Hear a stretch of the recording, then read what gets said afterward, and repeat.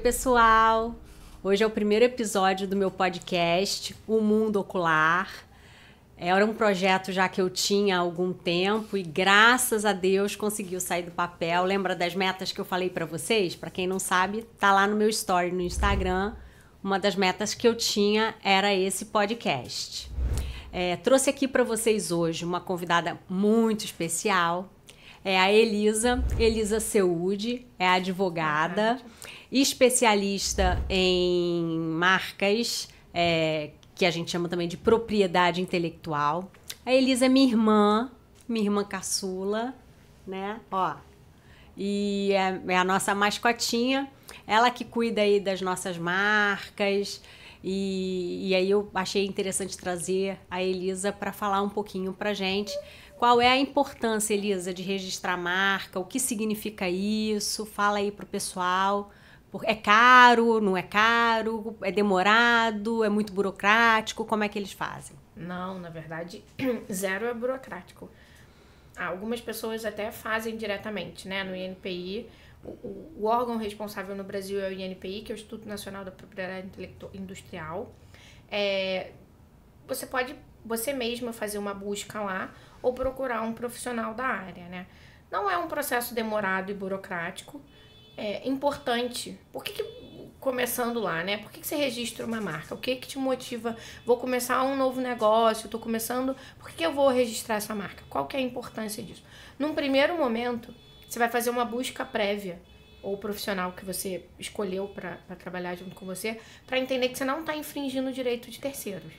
Que você não quer começar um negócio e daqui a 6 meses ser notificado que você está infringindo e pagar multa e pagar royalties e advogado especializado, enfim. Né? Acho que a gente não está começando para isso. Então, nesse primeiro momento, você faz essa busca de mercado, essa busca na base de dados do INPI, para fins de registro que vale a base de dados do INPI, e lá você vai entender, né, se existe toda uma estrutura que faça essa busca. Entendeu que não existe a marca e que está tudo bem você avançar com um pedido de registro de marca. Nesse momento, você começa a trabalhar a sua marca, né? E aí, a partir do protocolo, você também começa a monitorar se terceiros não vão registrar, porque aí, nesse momento, eles passam a infringir a sua marca. Então, num primeiro momento, você registra para não infringir direitos de terceiros e também para que terceiros não infrinjam o seu direito. Tá, então deixa eu só entender. Então, a partir do momento que eu registrei a marca, que eu fui lá, né, que você como advogada vai lá, faz esse processo, registra, mesmo que ainda não tenha sido deferido, né, no caso, isso. Mesmo que o processo esteja ainda em andamento, se outra pessoa também registrar depois de mim, ela está infringindo o meu direito. Isso. Mesmo que eu ainda não tenha... E o INPI sempre vai olhar, né, o examinador, mas cabe que o advogado que acompanha o seu processo também acompanhe e, eventualmente, você apresente um recurso que chama oposição de terceiros para mostrar, né, o conflito que existe entre essas marcas.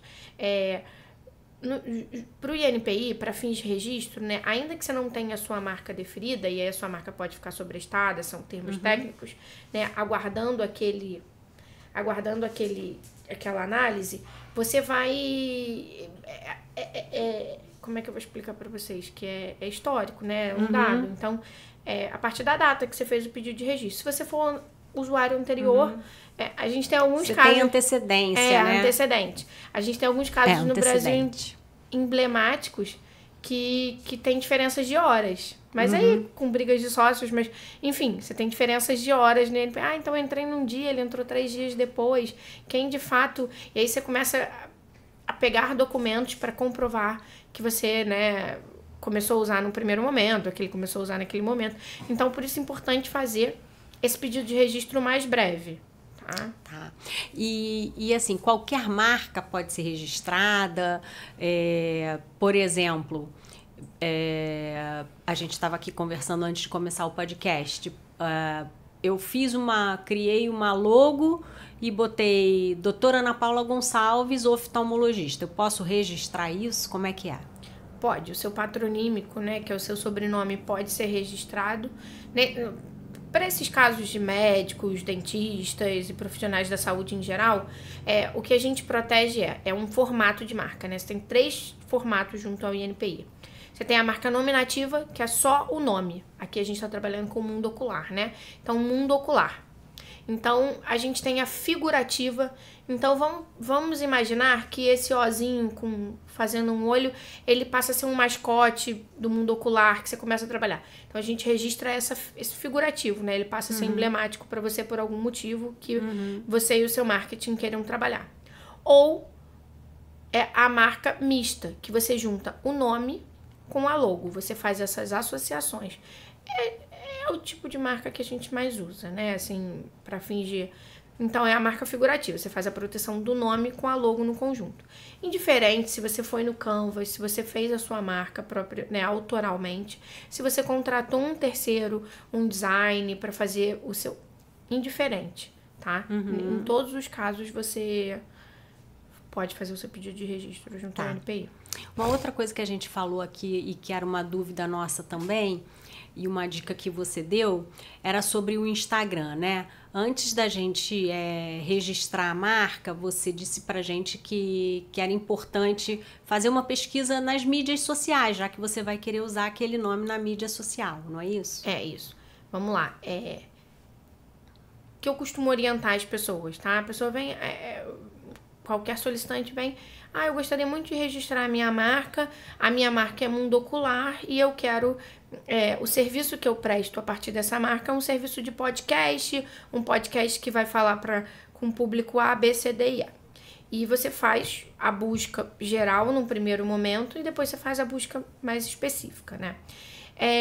Mas aí a pessoa vai entrar na rede social e vai falar, mas existe um mundo do óculos. Vai conflitar com a minha, vou mudar tudo.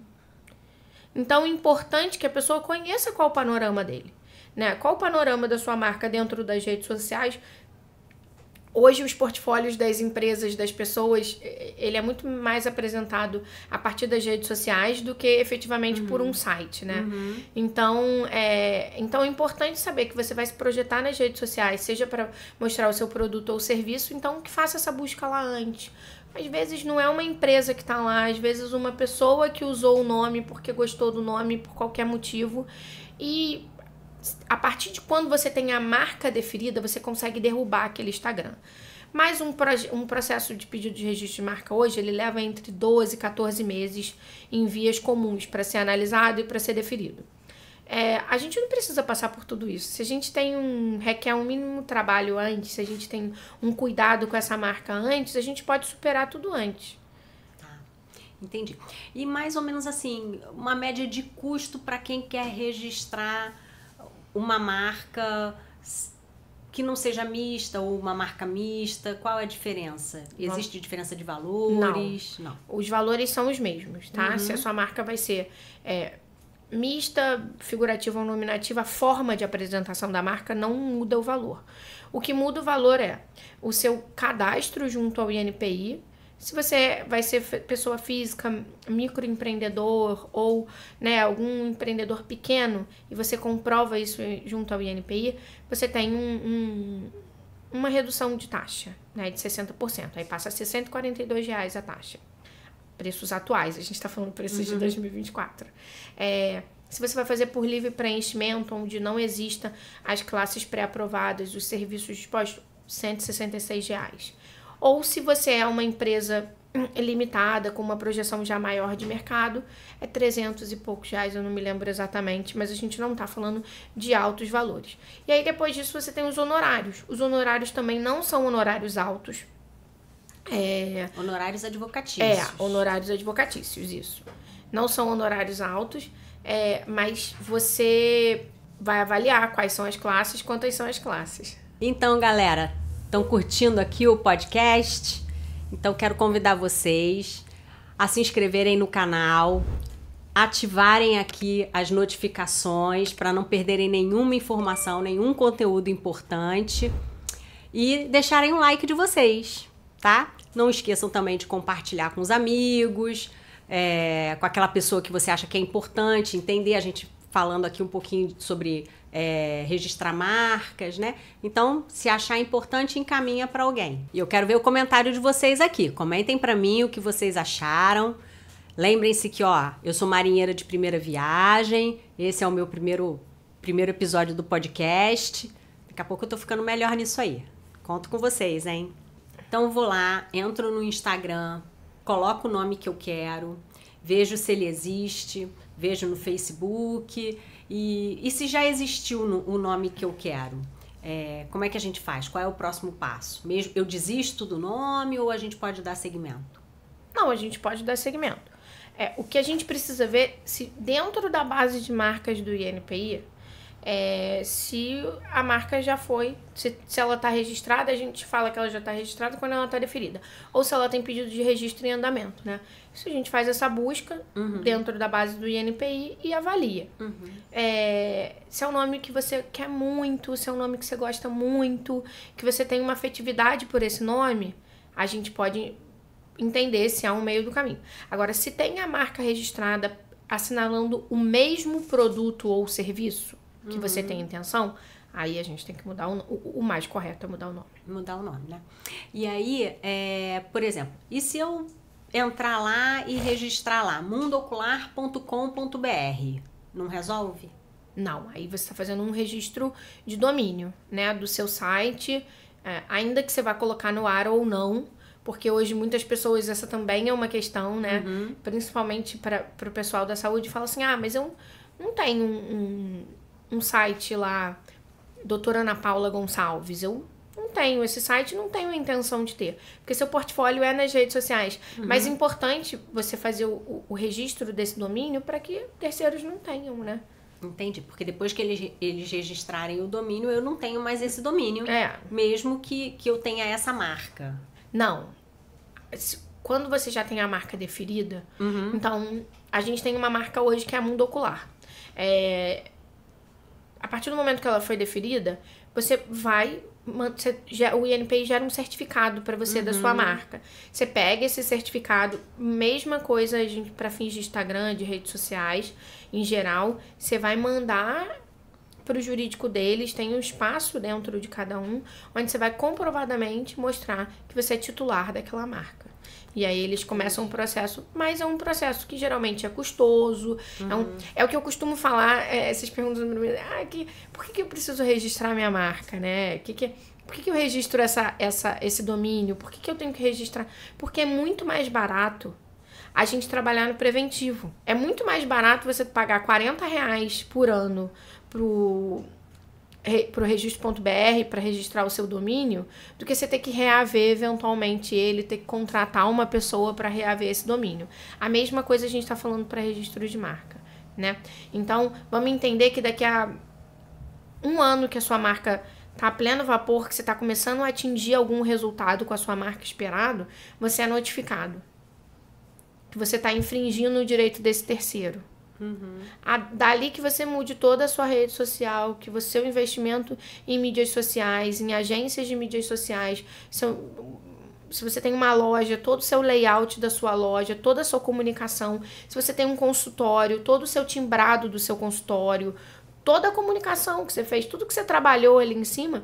Então, todo investimento. Todo investimento, porque preventivamente é muito mais barato, preventivamente para você e muito menos dor de cabeça, né? Porque você não vai ter então, eu já tenho essa marca, você foi notificado, mas eu já tenho. Você só... Então, assim, registrar a marca no INPI é acima de tudo. Isso. Não adianta eu ter o domínio, porque se alguém registrar no INPI, ele pode me tirar o domínio. Sim. Esse .com.br. Entendi. Sim, o INPI sobrepõe, né, o registro. O registro.br, ele só é uma plataforma que faz a gestão, né, dos domínios. Então, se o nome está liberado, você pode fazer... Eu quero uma sequência de 4 A. Você vai lá registrar, vai pagar 40. Ele é declaratório. Você não é um registro. Você só tem o direito de usar aquela URL. Se você tem a titularidade desse nome, se você não tem, não cabe a eles. Entendi. Então, assim, mas não quer dizer que, por exemplo, eu montei um Instagram Mundo Ocular e não registrei a minha marca. Fiz o meu logo, né, e tô nas redes sociais, fiz o meu Instagram, criei um .com.br, um .com que seja, e não registrei no INPI. Aí daqui a 2 anos aparece alguém que registrou a marca Mundo Ocular no INPI e requer de mim que eu tire o domínio, o Instagram, e eu não posso alegar que eu já tinha isso antes. O INPI até vai entender. Você precisa mostrar que você é um usuário anterior de boa-fé, como a gente chama.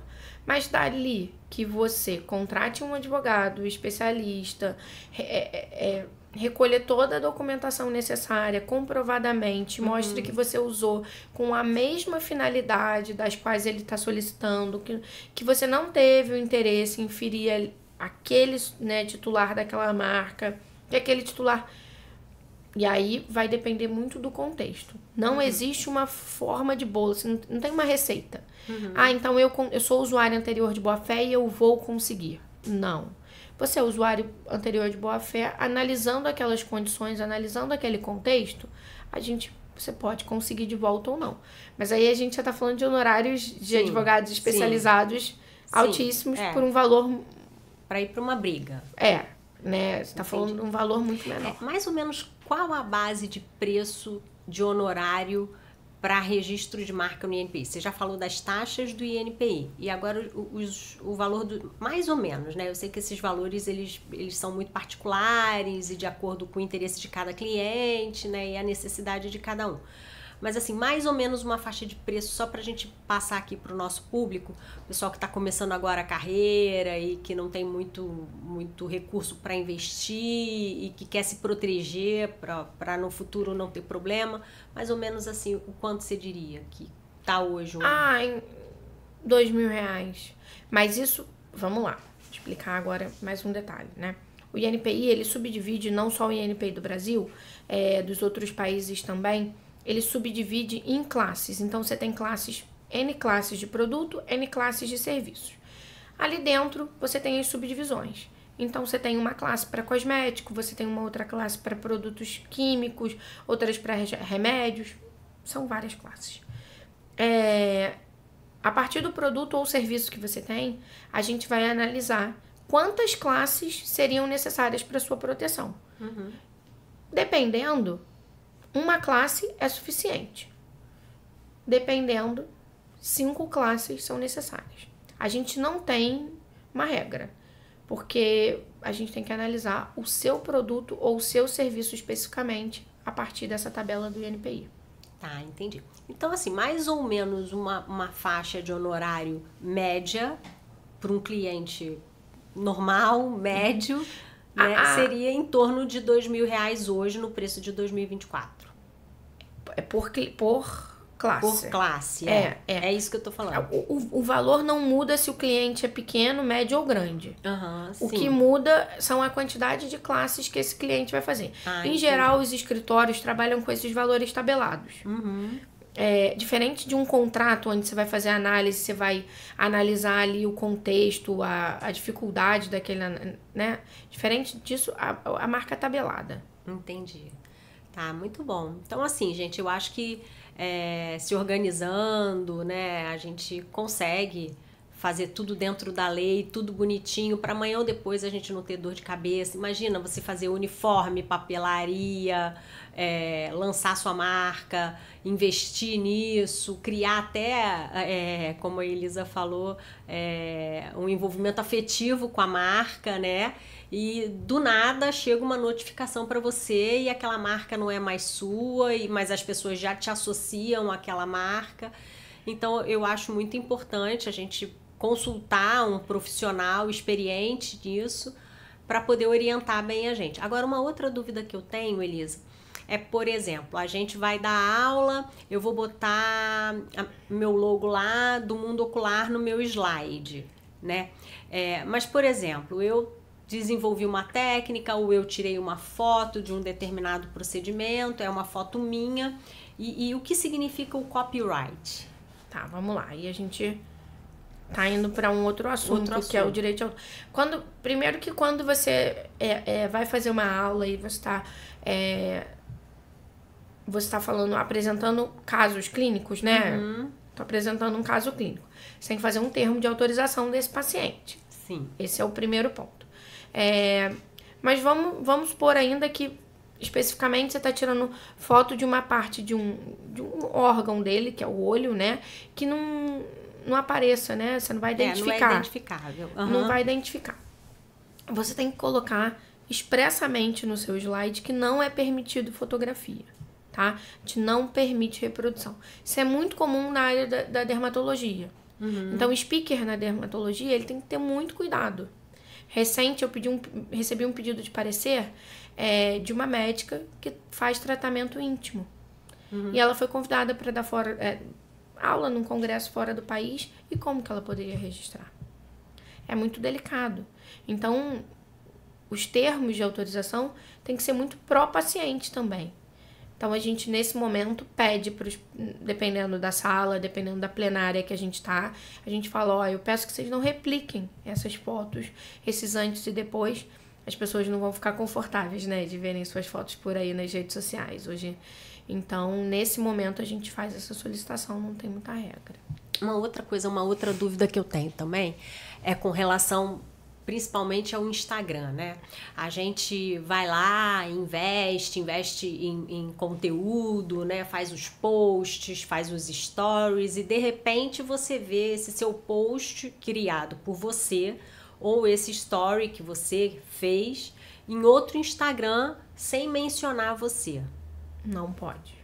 Não pode. Não, é direito de autor, né? É direito de autoria. Nesse momento, você vai lá e pede a pessoa gentilmente, peço que você retire esse post ou que você faça a menção com base na lei tal, do direito de autor, né? E se ele não tirar, notifica. Entendi. Outra coisa que eu tenho dúvida também, por exemplo, isso até aconteceu comigo agora recentemente, que eu, quando vou dar aula, eu faço muita pesquisa na internet e às vezes, por exemplo, eu queria postar sobre nistagmo, que foi um story que eu fiz essa semana. E eu queria mostrar num story como é que era o movimento do nistagmo em alguém que tivesse nistagmo, e não só eu fazendo aquele balancinho com o olho que eu fiz lá no story. Eu fui lá procurar vídeos sobre nistagmo e nenhum dos vídeos poderia, assim, ao meu ver, poderiam ser divulgados por mim sem pedir autorização a quem publicou ele na internet. Agora, o fato dele estar ali na internet, ele já não está em domínio público? Não está em domínio público? Não. Existem plataformas hoje, né? Bancos de universidades e repositórios institucionais, onde você pode pesquisar. E se aquele estudo, se aquele artigo, ele tiver em domínio público, né? Vai estar lá comunicado. Mas, em contrapartida, também existe a possibilidade, né, de você está fazendo um post, você está fazendo um comunicado sobre o nistagmo. Dentro do seu contexto de 100% do que você vai falar, se o que você vai usar do trabalho do colega, tá? Do trabalho daquele cientista, enfim, do que for, não for considerável dentro do seu, você não pode fazer o seu trabalho a partir do dele, dentro do dele. Entendi. Mas se você está fazendo uma menção, desde que você cite a fonte, desde que você... E aí, nesse momento, o que a gente faz para evitar qualquer confusão, né, e qualquer mal-estar e qualquer questão, é citar abertamente. Então, para ilustrar para vocês, achei um trabalho aqui muito rico do fulano de tal e que consegue ilustrar exatamente o que eu tentei mostrar para vocês. E coloca sempre a fonte. Então, você tá falando num YouTube, você tá falando num Instagram, você vai colocar ali o URL. Se você tá falando, de repente, numa plenária de um congresso, tenha o cuidado de gerar daquela URL um QR Code, para que se a pessoa quiser acessar o trabalho na íntegra. Ter cuidado com o trabalho do colega já ajuda muito. Legal, muito bom. Que orientações, assim, você poderia dar? Porque eu acho que assim, agora falando mais dos médicos, né, que para mim essa questão do mundo digital é novo, né, E às vezes a gente não sabe exatamente como agir, o que fazer, às vezes não é nem maldade, é falta de conhecimento, é imaturidade mesmo, de você olhar o post de um e gostar e botar lá, mas não sabe que tem que repostar, que tem que mencionar. Então, assim, quais são os cuidados que você sugere que a gente tenha na hora de postar alguma coisa nas redes sociais? O que eu costumo dizer é que o primeiro passo é bom senso. Uhum. Então, dentro daquele contexto do que você está falando, porque assim, muitas vezes a gente recebe esse tipo, né, pedido de parecer nesse sentido, e a primeira coisa que a pessoa fez foi cortar a logo do colega, foi cortar o nome do colega. Assim, o colega, às vezes, tem gente que apaga a marca d'água. Entendeu? Então, o primeiro cuidado é bom senso. Sim. Quando você quer mencionar, não tem problema nenhum mencionar o colega, a não ser que o colega de fato não esteja confortável com a sua menção e ele vai pedir para retirar e você gentilmente retira, não tem problema. Mas nesse primeiro momento, bom senso diz tudo. Vou repostar conforme dito pelo colega tal, o assunto tal, eu quero também comentar esse assunto aqui. E coloca ali a fonte, deixa acessível, deixa a mostra, né? Então, o médico, o doutor fulano de tal, falou sobre esse assunto e eu também gostaria de falar. Tá aqui o que ele falou. Então, mostrando que ele, dando acesso ao que ele falou, porque uma coisa que acontece muito também é você pegar recortes da parte do que aquele médico falou. Sim. Isso aconteceu emblematicamente com um médico que estava falando sobre reposição hormonal. Então, a pessoa recortou o que para ela era interessante, era um médico muito famoso. Então, você fala, conforme ao ponto de vista do fulano de tal, ele é a favor do que eu estou falando. Então, vocês tomem isso, A, B, C, D, E, A. Quando, na verdade, ele estava falando totalmente ao contrário. Ah, entendi. Sim, que aí fica enviesada ali, né? A análise de quem está escutando, né? Ele direcionou só aquela partezinha do texto que ele queria, né? Então. Ele não colocou aquilo na íntegra para deixar quem está escutando tirar a conclusão dele. Exatamente. Entendi. Você está falando agora, dando uma entrevista que você acha que não é interessante usar lente, porque a lente pode gerar fungo, porque etc. Mas aí no final você fala assim, não, isso eu estou falando no caso de pessoas que dormem de lente, de pessoas que não sei o que. A pessoa só usa o não usar lente. Entendi. Quando, na verdade, você especificou para um público, acho que crianças não devam usar lente porque elas não têm o cuidado necessário. Por A, B, C, D, E. Então, a pessoa recorta aquilo e faz o uso. Então, em geral, a boa política, né, a política da boa-fé, ela funciona muito bem. Você não precisa conhecer objetivamente a lei de direito de autor, você não precisa conhecer objetivamente a lei de marcas. Quando a gente está falando também de marcas de terceiros, né? Isso, eu fiz um parecer bem grande quando começaram as aulas de EAD, do ensino à distância na pandemia. Como que eu posso usar marcas para colocar no meu slide, para dar aula em grandes universidades, né? Isso tudo dependendo do bom senso. Tá? Então, comercialmente, você não pode usar. Então, eu não vou falar especificamente sobre aquela marca. Eu vou falar sobre aquele contexto e como exemplo vai aquela marca. Entendi. Tá. Outra coisa que eu queria saber essa lei, ela é universal, ela é para todo mundo. A gente está falando de médicos aqui, mas isso engloba biomédicos, enfermeiros, fisioterapeutas, fonoaudiólogos, psicólogos, todo mundo. Todo e qualquer cidadão. Tá. De outras áreas também.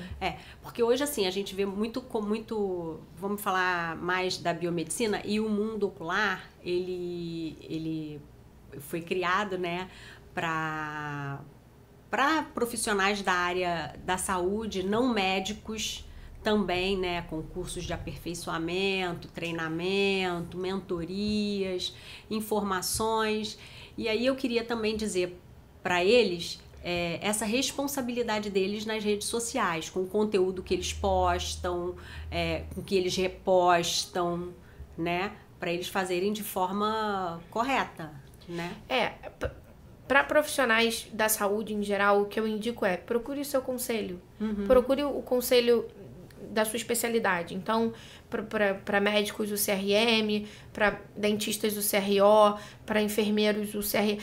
Cada profissão tem o seu conselho de classe, né? Sim. Então, procure o seu conselho. O seu conselho sempre tem lá uma pessoa sobre as quais você pode tirar dúvidas. Então, estou com dúvidas? Procure o conselho. Isso é permitido porque, assim, a legislação que a gente acabou de falar sobre direito de autor, sobre marcas, sobre essa projeção na internet, ela é universal. Seja para médicos, seja para advogados, seja para contadores, seja para profissionais de marketing. Anyway, o que vai mudar isso é o conteúdo que você está projetando dentro da sua especialidade. Então, dentro da oftalmologia, não é permitido, talvez, falar sobre o assunto X. Isso quem vai saber te dizer é a sua entidade de classe, é o seu conselho de classe, né? Então, se enfermeiros não podem tratar de determinados assuntos, quem vai dizer isso é o conselho de enfermagem. De enfermagem. Entendi, tá.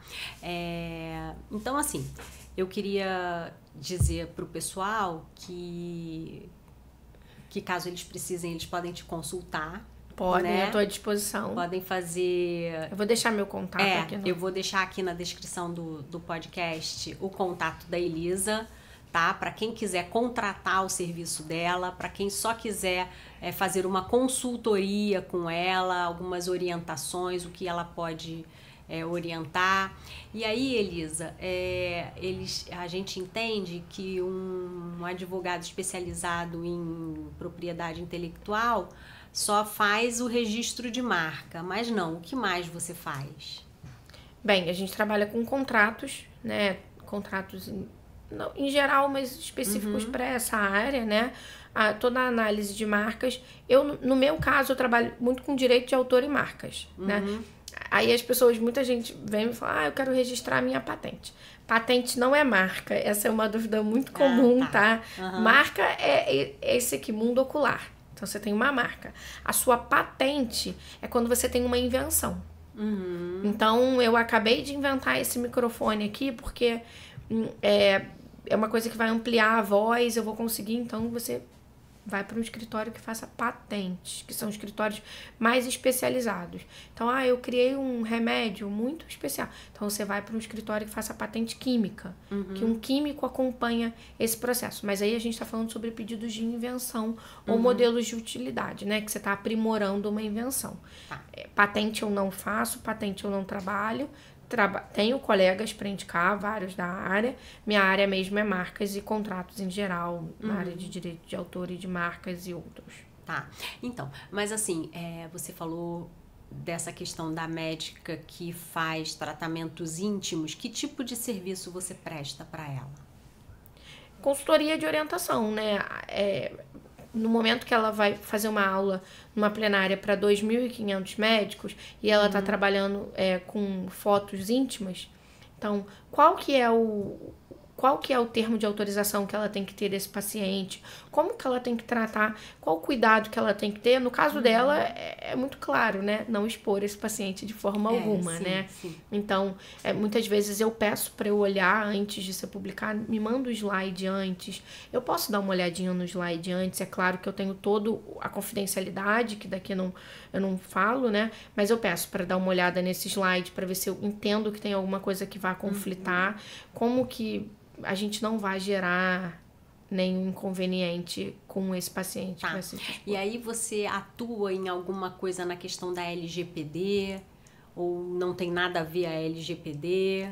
Não, a LGPD é tratamento de dados de terceiros, né? Eu não faço LGPD, mas é muito importante e sempre oriento, porque quando a gente vai conversar com o cliente, estou começando, eu já tenho um consultório, então eu sempre oriento que ele tenha um contrato, principalmente com as suas secretárias, recepcionistas, funcionários da clínica, se responsabilizando pela LGPD, pelo tratamento de dados pessoais dos seus pacientes. LGPD é a Lei Geral de Proteção de Dados, né? E aí a gente está falando de LGPD não só para consultórios médicos, odontológicos, né? Mas também LGPD para bancos, né? A LGPD é para tudo, é Lei Geral de Proteção de Dados, não só dados médicos, tá?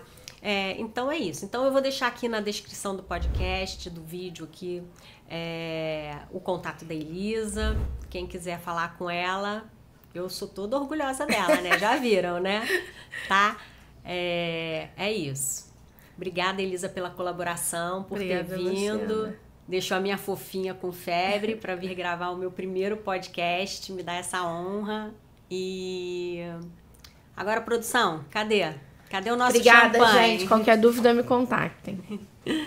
Nossa produção vai trazer aqui agora um champanhe pra gente poder brindar aqui. E já falei algumas vezes, eu sou da filosofia de que a gente tem que brindar tudo na vida, todas as nossas conquistas, e o mundo ocular é uma conquista pra mim. Ó, eu sou chorona, né? Nem bebi ainda, mesmo, já tô chorando. gente. Sou chorona, mesmo. né? Sou chorona. Deve ser essa tal dessa menopausa, né? Os meninos não sabem te dizer, efetivamente. Você olhou pra ele, né? Ele vai dizer que é. Vamos lá. Não sei se eu sou boa nisso, né? Mas vamos. Eita. Daqui a pouco vão falar assim, a doutora bebe, ela é alcoólatra. Não, gente, não sou não. É só pra brindar, tá? É que eu sou ser humano também. E ó, pra ver só como pra é que comemorar as pra vitórias. ver que eu não sou, eu não tenho nem muita prática nisso aqui, não. Mas vamos ver aqui. Peraí. Deixa eu... Ai. Ó. Ai, adoro esse barulhinho. Vamos lá.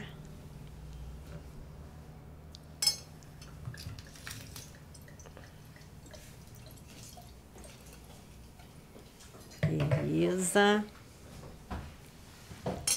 Gente, rapidamente vou só contar uma curiosidade para vocês. Meu pai teve 6 filhos.